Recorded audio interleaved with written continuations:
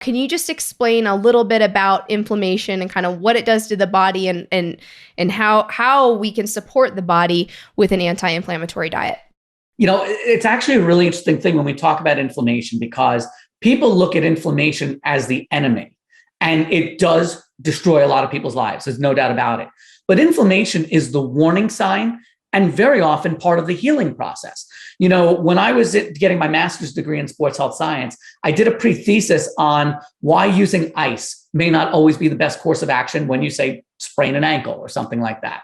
And now for you listeners, I'm not saying don't use ice. I'm just talking about, I just created an argument as to the fact that our body has an innate intelligence to always want to bring the body back to homeostasis and to heal. So if you get inflammation because of a sprained ankle, for example, blood flow comes to the area, it heats up the area, it brings scar tissue and healing tissue to the area. So this way it can actually heal because you need that blood flow, right? And the pain alerts you that something is going on, so you get off your ankle. So you're not going to be continuing to run on it or walk on it, right? But what do? We use ice right away to decrease the inflammation, or we take an anti-inflammatory medication over the counter or prescribed to reduce that inflammation artificially. And then the healing process doesn't do what it needs to do all the time. So we always have to be mindful that inflammation is not the enemy. It's why do we have the inflammation?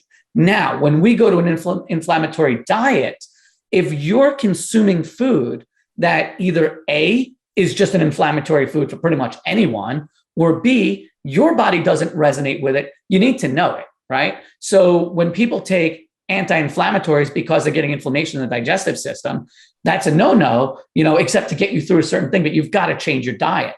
So certain foods are going to trigger inflammation more than others. Like red meats, red wine and stuff. Those are the common ones. Gluten is very inflammatory. So that's why, you always hear about IBS and Crohn's, ulcerative colitis. There's so many different digestive issues that come from an inflammatory diet.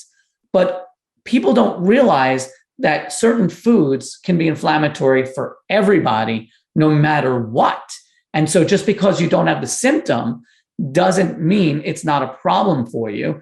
And so that's why we need to be mindful. When it gets bad enough, that's usually when they have the ulcerative colitis or they have those major symptoms. And so we want to keep a diet very low in inflammation. And so I've got a great resource with my book that's a free bonus that any of the readers will get. And it's basically just breaks down the entire inflammatory diet. And I could even probably make that as a resource for any of your listeners here. I'm happy to create some type of a page or something like that for your people. But just a very simple few pages about what's in an inflammatory diet and how to avoid it.